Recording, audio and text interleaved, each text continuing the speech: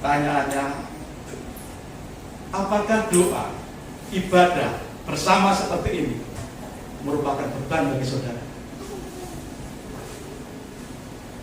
Apakah ibadah seperti saat ini merupakan beban yang sangat berat bagi saudara? Amin. Beban berat? Aminnya beban berat atau bukan?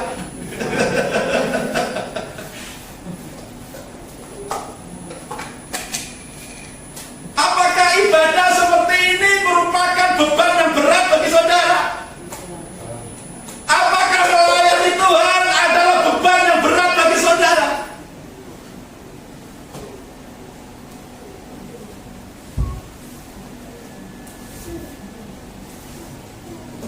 Kalau mungkin ada yang menjawab dalam hatinya, ini beban yang berat bagi saya untuk bisa datang ibadah.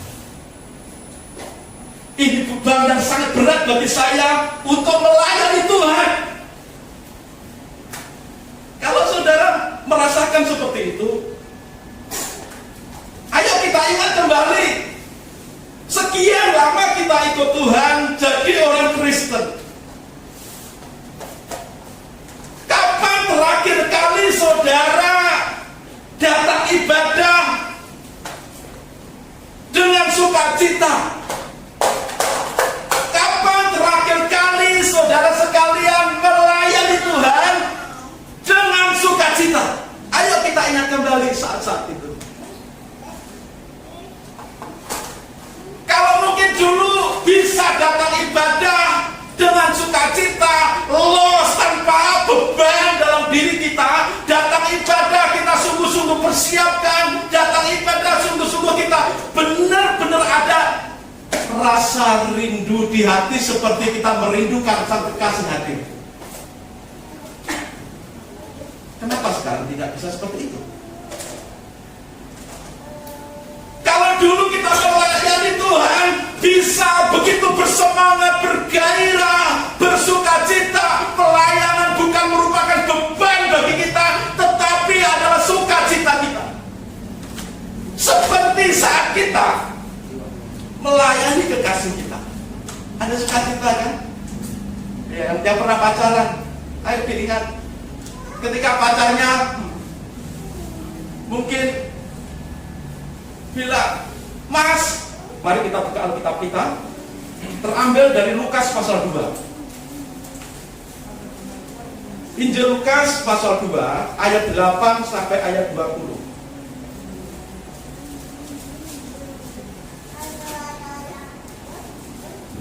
Kita akan membaca perikop ini bergantian, berbalasan. Injil Lukas pasal 2 mulai ayat 8 sampai ayat yang ke-20. Kita baca perikop ini berbalas-balasan. Lukas pasal 2 mulai ayat 8, demikian firman Tuhan. Di daerah itu ada gembala-gembala yang tinggal di padang menjaga kawanan ternak mereka pada waktu malam. Ayat 9. Tiba-tiba berdirilah seorang malaikat Tuhan di dekat mereka, dan kemuliaan Tuhan bersinar meliputi mereka, dan mereka sangat ketakutan. Lalu kata malaikat itu kepada mereka, jangan takut, sebab sesungguhnya aku memberitakan kepadamu kesukaan besar untuk seluruh bangsa. Ayat 11. Hari ini telah lahir bagimu juru selamat, yaitu Kristus Tuhan di kota Daud. Dan inilah tandanya bagimu, kamu akan menjumpai seorang bayi dibungkus dengan lampin dan terbaring di dalam palungan. Ayat 13. Dan tiba-tiba akan tawar bersama-sama dengan malaikat itu sejumlah besar para tentara surga yang memuji Allah katanya. Kemuliaan bagi Allah di tempat yang maha tinggi, dan damai sejahtera di bumi di antara manusia yang berkenan kepadanya. 15. Setelah malaikat itu meninggalkan mereka dan kembali ke surga, gembala-gembala itu berkata seorang kepada yang lain, marilah kita pergi ke Betlehem untuk melihat apa yang terjadi di sana, seperti yang diberitahukan Tuhan kepada kita. Lalu mereka cepat-cepat berangkat dan menjumpai Maria dan Yusuf dan bayi itu yang sedang berbaring di dalam palungan. 17. Dan ketika mereka melihatnya, mereka memberitahukan apa yang telah dikatakan kepada mereka tentang anak itu. Dan semua orang yang mendengarnya heran tentang apa yang telah dikatakan gembala-gembala itu kepada mereka. 19. Tetapi Maria menyimpan segala perkara itu dalam hatinya dan merenungkannya. Maka kembalilah gembala-gembala itu sambil memuji dan memuliakan Allah karena segala sesuatu yang mereka dengar dan mereka lihat, semuanya sesuai dengan apa yang telah dikatakan kepada mereka. Amin. Untuk firman Tuhan. Sidang jemaat yang dikasihi Tuhan Yesus Kristus, sebagai orang Kristen kita beribadah, kita berdoa. Sebagai orang Kristen kita mengadakan kelompok pemuda, ibadah pemuda. Ada juga sekolah minggu. Dan dalam situasi normal kita juga mengadakan konsel-konsel, ibadah doa hari Rabu. Saudara sekalian, ada pertanyaan bagi kita yang menghadiri ibadah persekutuan atau konsel, atau bahkan ketika doa-doa pribadi kita. Pertanyaannya, apakah doa, ibadah bersama seperti ini merupakan beban bagi saudara? Apakah ibadah seperti saat ini merupakan beban yang sangat berat bagi saudara? Amin. Beban berat? Aminnya beban berat atau bukan?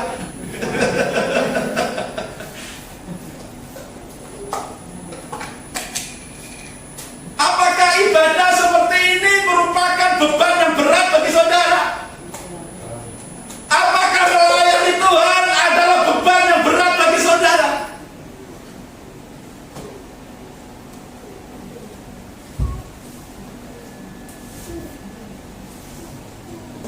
Kalau mungkin ada yang menjawab dalam hati, ya, ini beban yang berat bagi saya untuk bisa datang ibadah. Ini beban yang sangat berat bagi saya untuk melayani Tuhan. Kalau saudara merasakan seperti itu, ayo kita ingat kembali. Sekian lama kita ikut Tuhan, jadi orang Kristen. Kapan terakhir kali saudara datang ibadah dengan sukacita? Kapan terakhir kali saudara sekalian melayani Tuhan dengan sukacita?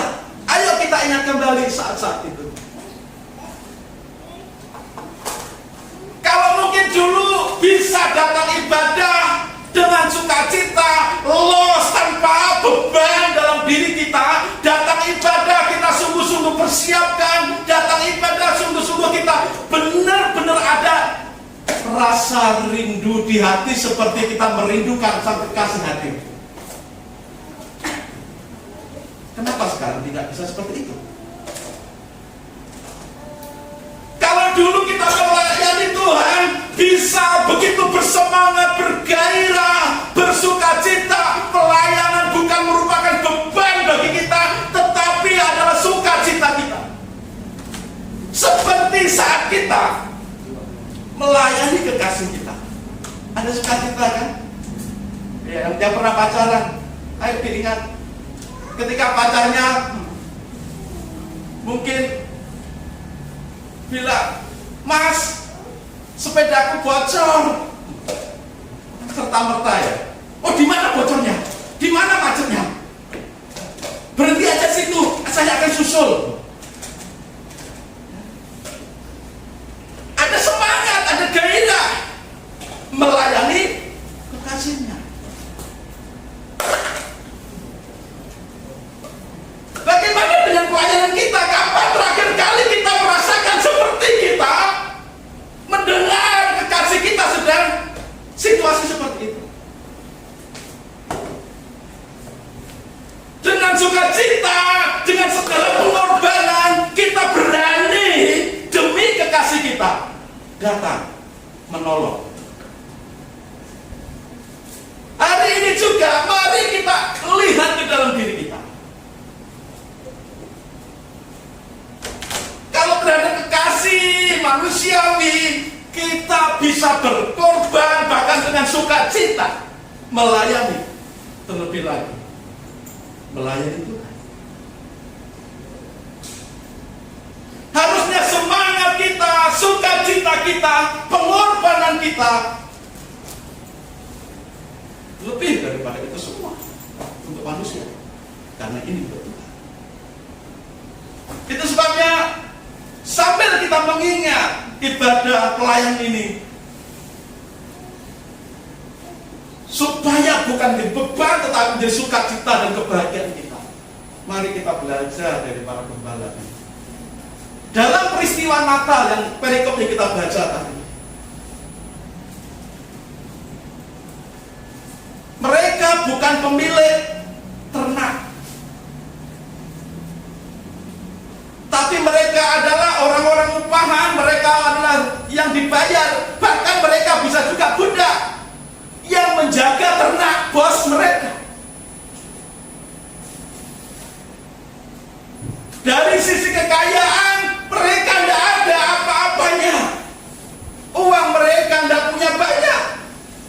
Makan pun disediakan oleh bos mereka. Hidup mereka sangat sederhana. Secara kekayaan, secara harta, mereka tidak punya. Secara kedudukan dalam pekerjaan, mereka juga orang rendahan dalam pandangan masyarakat, karena mereka jongos, mereka orang upahan, mereka bukan pemilik ternak, mereka hanya menjaga kawanan ternak dari bos mereka. Dan pekerjaan mereka sangat berat. Ketika panas mereka kepanasan, ketika dingin mereka kedinginan, ketika gelap mereka kegelapan, paling banter mereka bikin api unggun dan obor. Dari sisi masa depan mereka juga sepertinya tidak ada masa depan cerah. Tetapi kita belajar dari kehidupan mereka.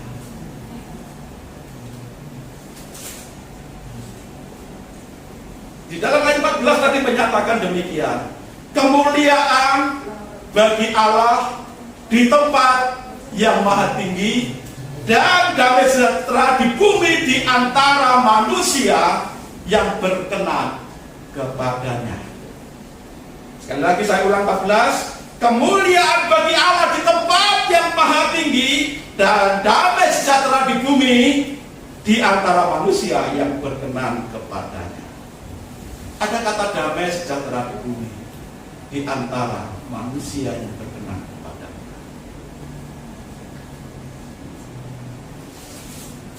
Ada kalimat kemuliaan bagi Allah di tempat yang maha tinggi. Kemuliaan hanya miliknya Tuhan Allah.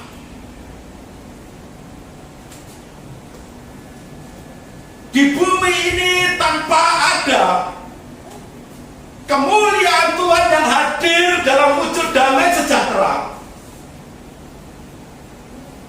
maka dunia ini tidak punya harapan. dunia ini tidak punya masa depan yang cerah. Kalau Tuhan yang penuh dengan kemuliaan tidak turun membawa damainya di bumi ini, kita semua manusia seperti kawanan domba penggembala tadi. Kita seperti kawanan penggembala tadi, hidup tanpa kepastian, hidup dalam kemiskinan, hidup tanpa kedudukan yang bagus, hidup tanpa harapan. Kenapa? Karena firman Tuhan katakan, semua orang sudah jatuh dalam dosa dan kehilangan kemuliaan Allah. Tetapi kasih karena Tuhan melalui Yesus Kristus itulah yang menyelamatkan kita. Karena dosa maka kita tidak punya harapan hidup lebih baik. Karena dosa maka kehidupan kita tidak ada hal-hal yang enak. Karena firman Tuhan juga katakan, upah dosa adalah maut, kematian kekal. Tetapi karena Yesus Kristus yang penuh dengan kemuliaan, Dia adalah Allah yang Maha Tinggi. Dia mau turun ke dunia membawa damai. Maka para gembala walaupun hidup mereka tanpa harapan, harta mereka ya tidak banyak dan bisa dikatakan mereka miskin,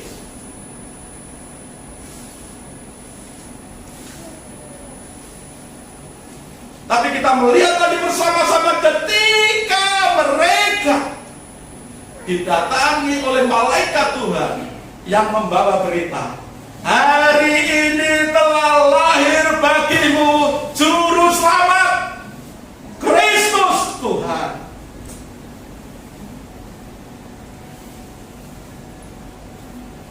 Ketika malaikat Tuhan membawa berita, hari ini telah lahir bagimu juru selamat. Apa artinya juru selamat, saudara?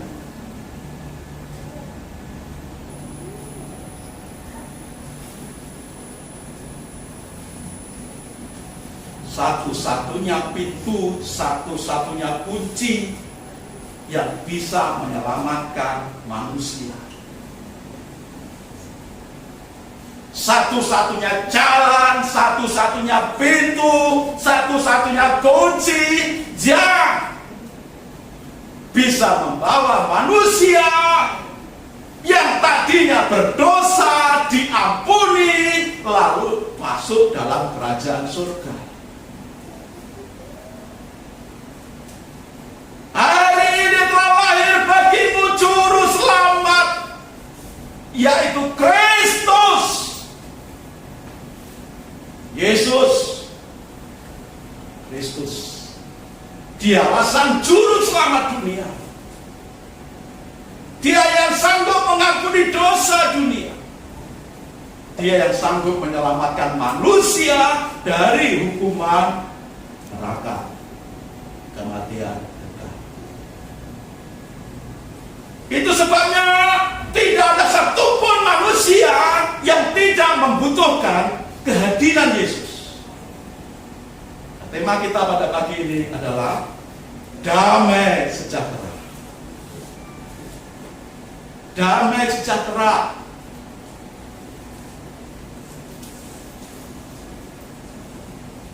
Damai sejahtera itu karena Yesus dikatakan oleh para malaikat tadi, hari ini telah lahir bagimu juru selamat, yaitu Kristus Yesus.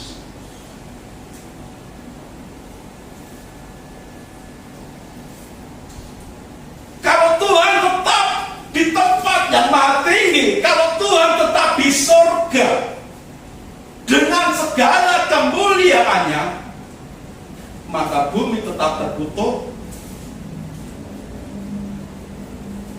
manusia tetap terkutuk, dan tidak ada harapan bagi manusia. Tetapi karena kemuliaan Allah di tempat yang maha tinggi di surga, Tuhan yang penuh kemuliaan itu mau turun ke dunia, yang menyatakan diri dalam perkataan malaikat tadi, hari ini telah lahir bagimu juru selamat, yaitu Kristus. Damai sejahtera yang dikatakan ayat 14 tadi bisa terjadi satu karena Tuhan mau datang ke dunia dalam wujud manusia. Tetapi dari kita manusia, apa yang harus kita lakukan supaya damai sejahtera itu bisa menjadi milik kita? Apa yang mesti kita lakukan, apa yang harus kita lakukan supaya damai sejahtera itu bisa kita alami? Sebagai manusia, apakah para gembala tidak berpikir tentang masa depan mereka? Apakah para gembala itu tidak berpikir tentang masa depan keluarga mereka? Apakah mereka mau hidup seperti itu terus-menerus sampai mati? Tentu tidak. Para gembala manusia itu juga manusia, tentu punya pikiran ingin memiliki masa depan yang lebih baik, keluarga yang lebih baik, pekerjaan yang lebih baik. Saudara juga demikian.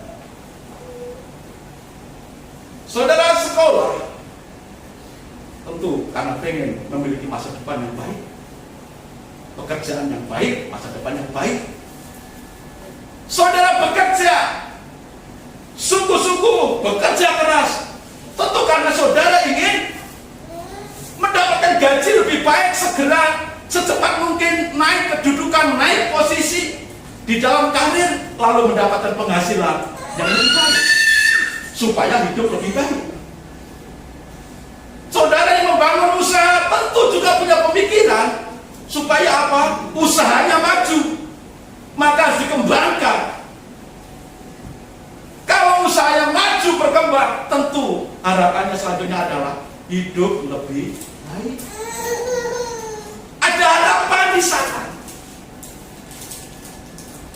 Terlebih hari-hari ini, masa-masa ya, situasi yang melanda dunia ini, secara ekonomi kita menghadapi kesulitan, secara kesehatan kita dikepung dengan berbagai ya, penyakit.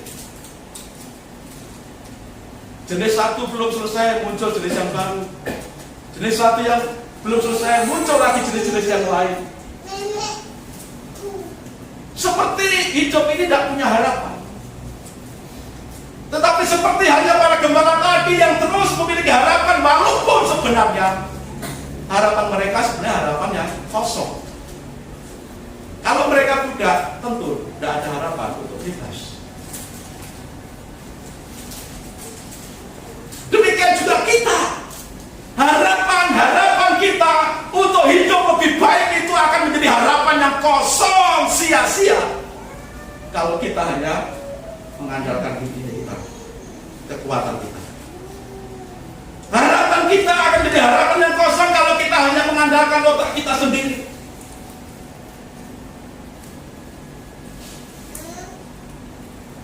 Hati kita akan tetap kosong, tidak terpuaskan kalau kita mengharapkan kepuasan dunia ini. Kalau harapan kosong, hati kita kosong, pikiran kita kosong, maka hidup ini tidak akan pernah ada damai, saudara. Dunia ini menawarkan damai, menawarkan ya sukacita, kebahagiaan, kesejahteraan. Tapi kalau itu di luar Tuhan, kosong semua. Mungkin bisa, tapi terbatas.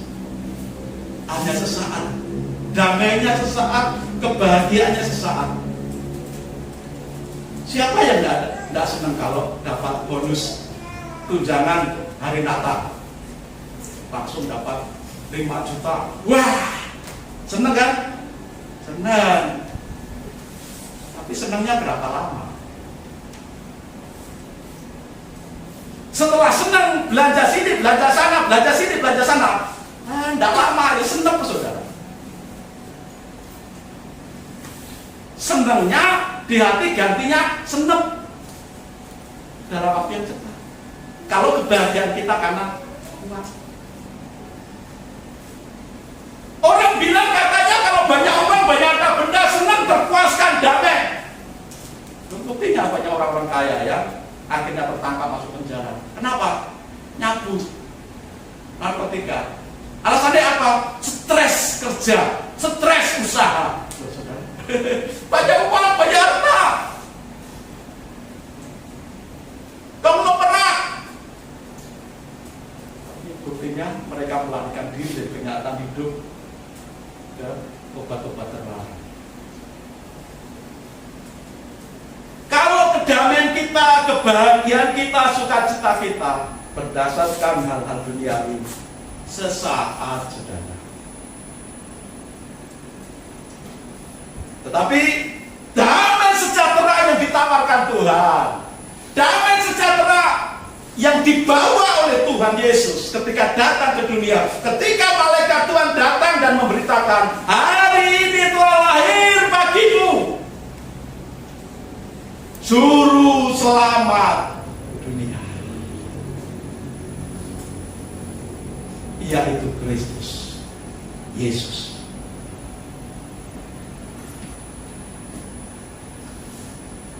Maka damai sejahtera, keselamatan yang sesungguhnya itu bisa kita alami kalau kita belajar dari para gembala tadi. Hal-hal apa yang dilakukan oleh para gembala tadi? Ketika malaikat mengatakan, hari ini telah lahir bagimu juru selamat, yaitu Kristus Yesus. Setelah itu muncul serombongan, sepasukan bala tentara surga yang memuji Tuhan dengan nyanyian, kemuliaan bagi Allah di tempat yang maha tinggi, dan damai sejahtera di bumi di antara orang-orang yang berkenan kepadanya. Bagaimana keselamatan? Bagaimana damai sejahtera bisa kita alami? Dua hal. Hidup memuliakan Allah. Allah yang penuh kemuliaan turun ke dalam dunia dalam wujud manusia yang diberi nama dan dengan nama Kristus Yesus. Maka sebagai orang yang diberi, yang ditawarkan damai sejahtera dan keselamatan, maka kita harus memuliakan Tuhan dalam pengertian menghormati perjuangan Tuhan, menghormati pengorbanan Tuhan yang sudah meninggalkan segala sesuatunya di surga, mengosongkan dirinya, datang ke dunia dalam wujud manusia yang bernama Yesus Kristus. Maka muliakanlah Tuhan Yesus dalam hidupmu, hormatilah kehadiran Yesus dalam hidupmu. Para gembala tadi ketika mendengar berita dari malaikat, mendengar nyanyian tentara surgawi,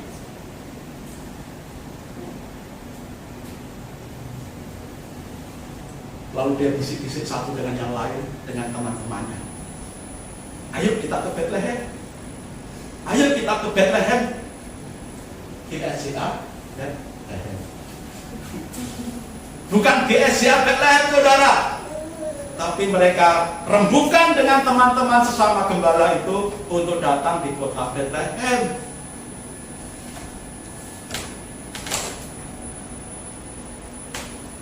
Dan dikatakan tadi, mereka segera berangkat dan cepat. Kita baca ayatnya tadi ya. Ya, berapa tadi? Ayat yang ke-15.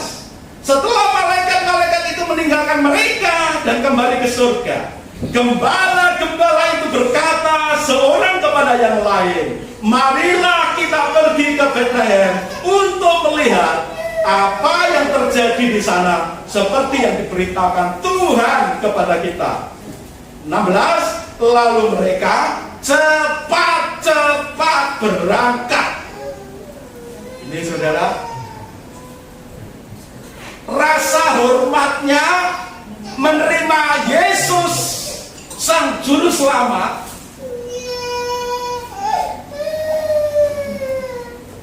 hati yang menerima Yesus di dalam diri para gembala itu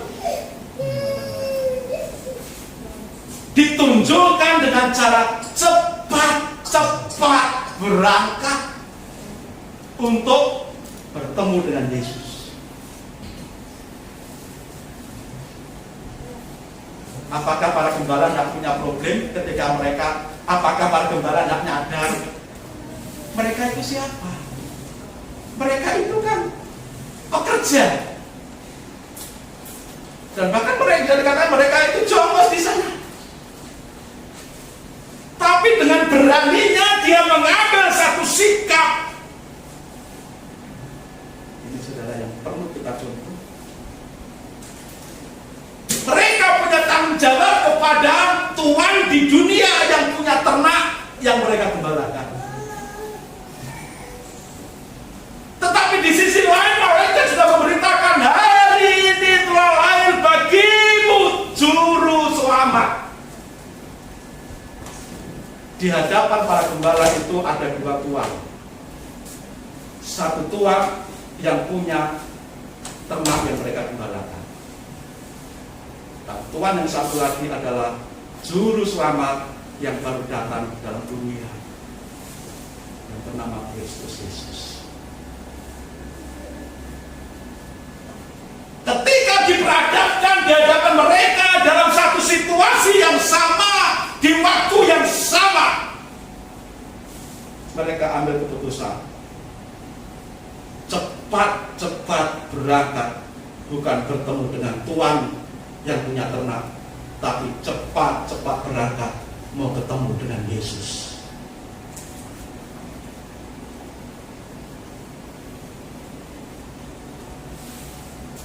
Dengan segala resikonya, mungkin mereka akan, kalau mereka budak, mereka akan dihajar oleh tuannya. Itu resikonya. Bisa dihajar, bisa tidak dikasih makan, bisa jatah makannya dikurangi. Itu resikonya. Resiko yang lain mungkin ketika mereka datang kepada Yesus, bisa-bisa gembalanya dicuri orang atau dirampok orang.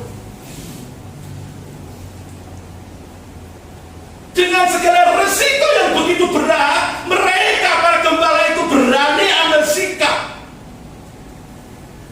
Dia lebih mengutamakan Sang Juru Selamat, pemberi damai sejahtera, pemberi keselamatan dalam hidup mereka. Kalau sang tuan yang punya ternak yang mereka gembalakan hanya bisa ngasih makan, kalau mereka gaji hanya bisa gaji, tetapi napas hidup, keselamatan, hidup damai sejahtera hanya diberikan oleh Yesus. Seperti yang dibilang oleh para malaikat tadi, hari ini telah lahir bagimu. Jelas dikatakan bagimu, bagi para gembala, bagi kita semua hari ini umat Tuhan di GSI Bethlehem. Damai sejahtera, keselamatan itu akan menjadi milik kita, bagian kita, walaupun situasi dunia berguncang hari-hari ini, ekonomi diguncang, secara kesehatan diguncang, dunia juga diguncang. Gunung Semeru yang meletus, berita-berita tsunami bermunculan. Sebentar lagi ada PPKM, orang banyak yang takut nanti kerja dibatasi, usaha dibatasi. Kalau kerja dibatasi, usaha dibatasi lagi karena PPKM, berarti pemasukan juga berkurang. Pemasukan berkurang berarti mempengaruhi ekonomi kita.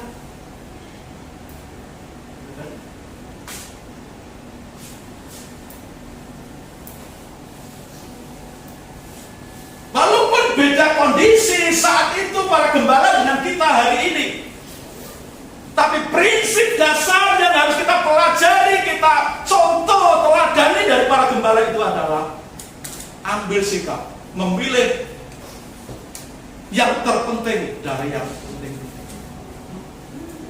Yang terpenting dalam hidup mereka adalah damai sejahtera. Yang terpenting bagi para gembala itu adalah keselamatan kekal. Yang terpenting bagi para gembala itu adalah masa depan yang penuh pengharapan, penuh kepastian. Maka tentunya yang terpenting bagi kita hari ini juga adalah damai sejahtera di hati. Yang terpenting bagi kita juga pada hari ini adalah masa depan yang penuh kepastian.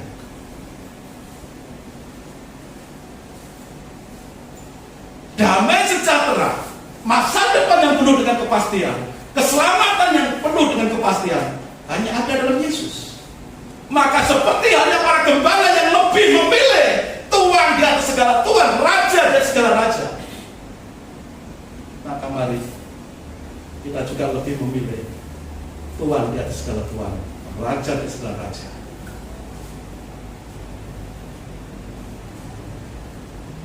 Para gembala tadi memuliakan Tuhan, menghormati kehadiran Tuhan dengan mengambil sikap cepat berangkat bertemu dengan Yesus. Artinya sukacita dalam diri mereka melimpah ruah, mengalahkan semua ketakutan, resiko-resiko yang ditinggalkan di padang pengembala.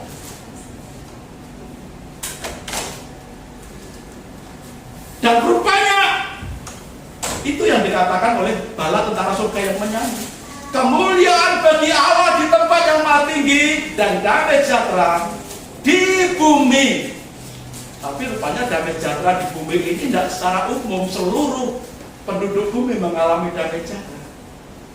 Rupanya hanya orang-orang yang berkenan kepadanya, yang berkenan di hadapan Allah, itu yang akan mengalami damai sejahtera dari surga.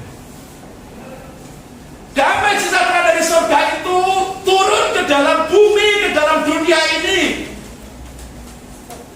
Tetapi rupanya damai sejahtera, keselamatan itu hanya bisa dialami, diterima oleh orang-orang yang berkenan di hadapan Allah.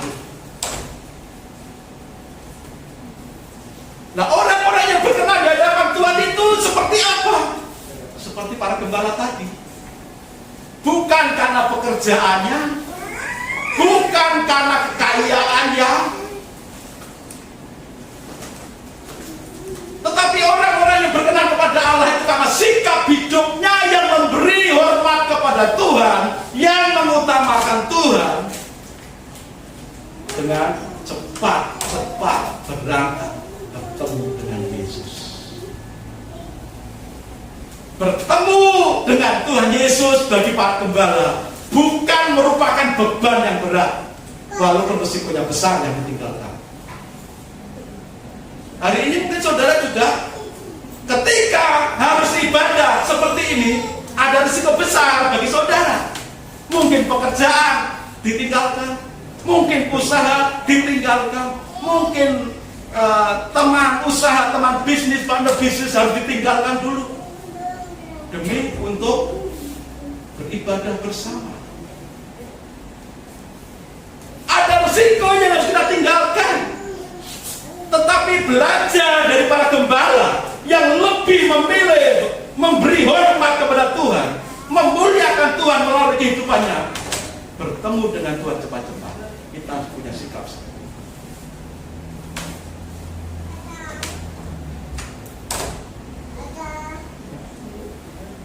Tuhan memberikan kita damai sejahtera dan keselamatan.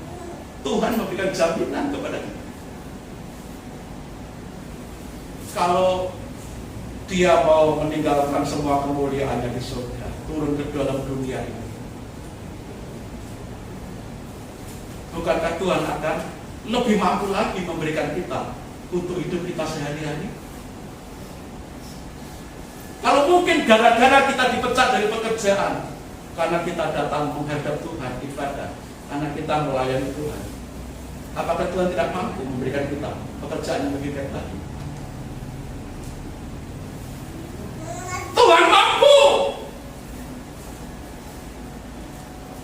Memang ketika kita harus mengikut Tuhan, bertemu dengan Tuhan, beribadah, melayani Tuhan, akan selalu ada risiko-risiko yang harus kita tanggung.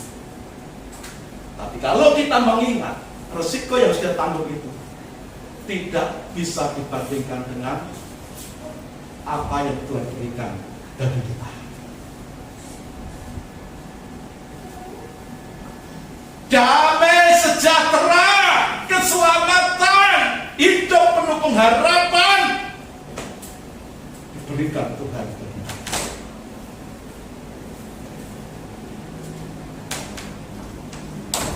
Para gembala ini mengajar kita banyak hal. Prinsip-prinsip hidup yang benar. Supaya kita yang hidup pada zaman ini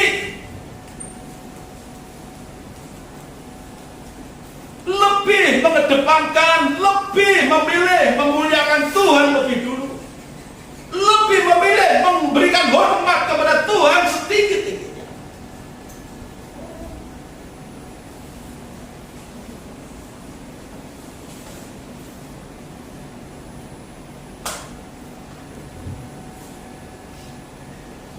Ada banyak sekali alasan bagi kita untuk tidak melayani Tuhan. Ada banyak sekali alasan yang bisa kita buat untuk tidak datang beribadah. Karena memandang bahwa ibadah itu suatu beban yang berat. Karena memandang bahwa pelayanan itu beban yang berat. Hanya membebani hidup.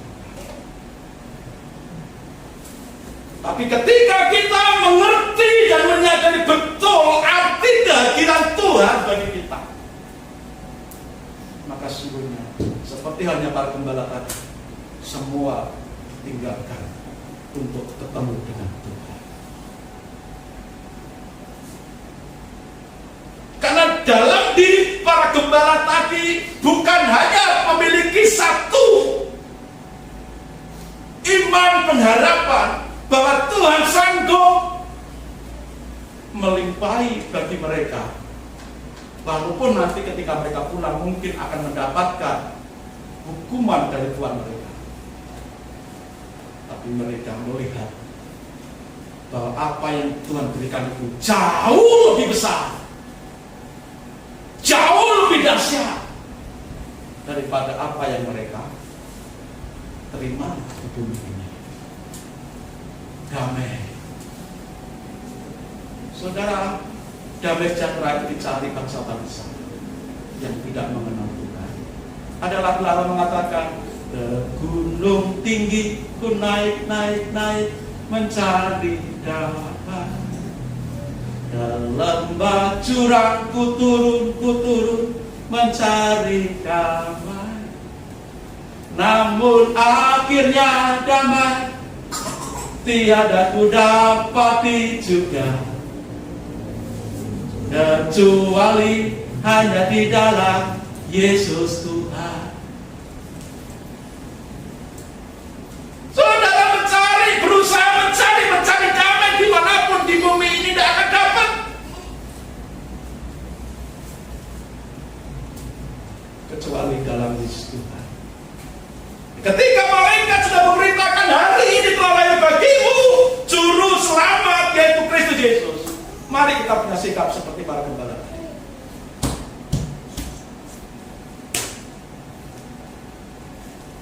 Jangan lagi melihat, memandang, punya anggapan bahwa ibadah itu satu beban yang berat. Jangan lagi memandang bahwa satu pelayanan itu menjadi beban yang berat bagi kita. Kalau saudara ibadah dengan beban yang berat, kalau saudara melayani dan menganggap pelayanan beban dalam hidup, lebih baik jangan. Dan saudara tidak akan terberkati kembali.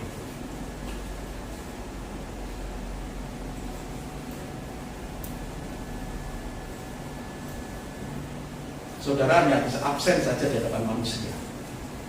Yang penting hadir. Udah, jangan. Kita Mazmur mengajarkan kepada kita dengan meneteskan berurai air mata, aku merangkak, aku berjalan mengikuti kerumunan orang-orang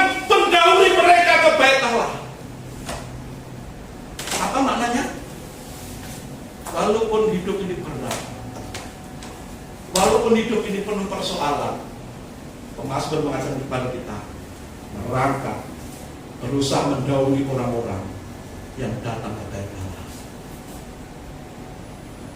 Bagi pemazmur, datang bertemu dengan Tuhan dalam ibadah, di dalam melayani, walaupun hidupnya penuh pergumulan, dia akan terus berjuang maju, mendahului orang-orang lain untuk bisa menyapa Tuhan, melayani Tuhan, karena dia tahu jawaban, kelegaan, damai sejahtera, berkat hanya ada di dalam Tuhan. Saudara bila datang dengan pergumulanmu kepada Tuhan, saudara bila datang di hadapan Tuhan dengan beban, dengan persoalan, dan menyerahkan itu kepada Tuhan, tapi jangan memandang bahwa ibadah itu beban. Ibadah harus dengan sukacita, ibadah harus dengan ikhlas, ibadah harus dengan rela untuk kita bertemu dengan Tuhan secara pribadi, supaya beban hidup kita dilepaskan. Tuhan Yesus berkata apa? Marilah kepadaku, hai engkau semua yang letih lesu dan beban berat. Tuhan mengundang siapapun yang punya beban kehidupan ini berat untuk datang kepada Tuhan.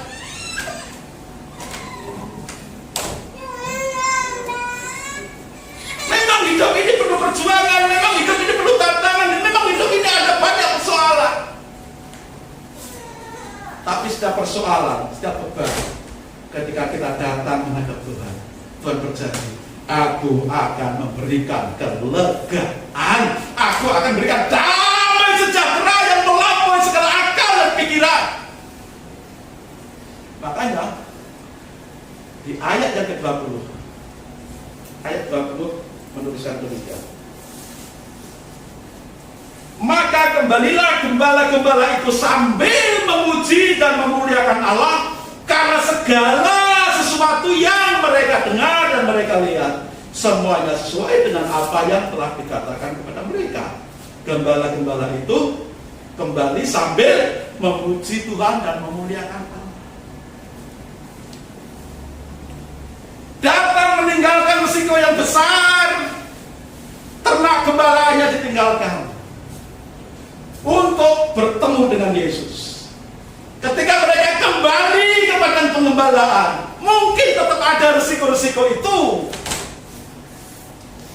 tetapi mereka kembali dengan sukacita, dengan memuliakan Allah.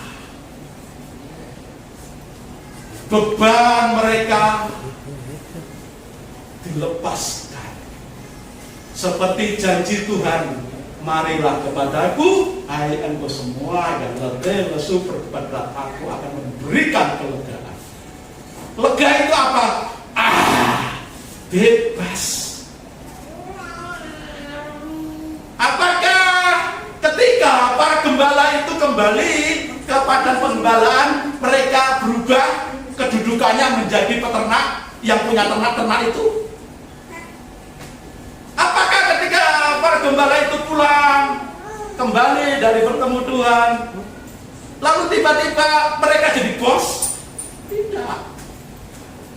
Mereka tetap jadi gembala, tetapi hati mereka diliputi dengan damai sejahtera. Hati mereka dipenuhi dengan sukacita. Hati mereka diliputi dengan kepastian pengharapan akan keselamatan.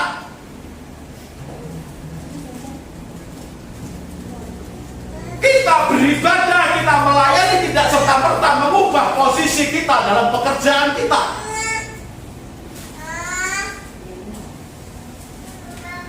Kita beribadah, kita melayani tidak serta-merta membuat pekerjaan kita yang tadinya jadi karyawan tiba-tiba jadi bos. Tidak serta-merta seperti itu, walaupun banyak kesaksian seperti itu.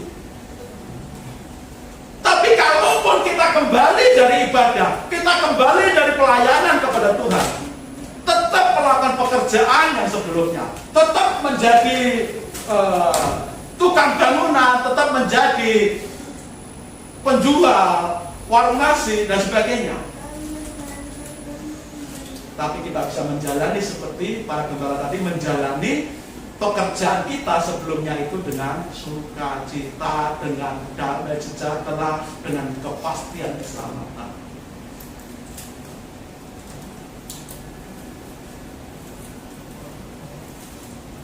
Para gembala tadi kembali dengan memuji Tuhan, dengan memuliakan Tuhan, kembali kepada gembala.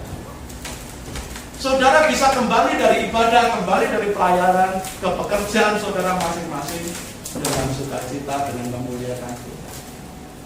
Bukankah damai, sukacita, dan kepastian keselamatan itu akan membuat kita bekerja lebih baik? Orang yang mengerti artinya diselamatkan, orang yang sudah dipenuhi dengan damai sejahtera Tuhan, kalaupun dia bekerja dengan baik. Karena firman Tuhan ajarkan, bekerjalah seperti itu Tuhan. Karena pekerjaan itu kalau kita sungguh-sungguh kita lakukan dalam takut akan Tuhan, itu pelayanan juga. Saudara, mari di momen Natal ini kita diingatkan kembali. Ibadahmu untuk bertemu dengan Tuhan jangan jadikan beban, tapi ibadah harus dilakukan dengan ikhlas dan sukacita. Cepat berangkat melayani Tuhan dalam momen Natal ini, biar menjadi kebangkitan kita, revolusi mental rohani kita. Cepat dengan segala risikonya. Tapi dibalik semua risiko itu, Tuhan gantikan dengan damai sejahtera, keselamatan, pengharapan yang pasti, penyertaan Tuhan di semua kehidupan, pekerjaan, aktivitas kita. Biarlah damai sejahtera Natal itu menjadi bagian kita. Kitab Yesaya menyatakan seorang putra telah lahir. Dia disebut sebagai apa, saudara? Penasihat yang ajaib, Allah yang perkasa, Bapa yang kekal, dan selanjutnya dia adalah Raja Damai.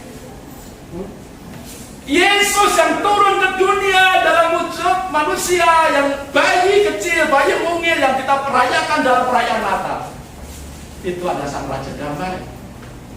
Maka mari kita sambut Sang Raja Damai itu seperti para gembala menyambut Yesus yang lahir, menyambut dengan sukacita apapun resikonya, mengutamakan Yesus dan memberikan rasa hormat yang sesungguhnya kepada Yesus yang lahir.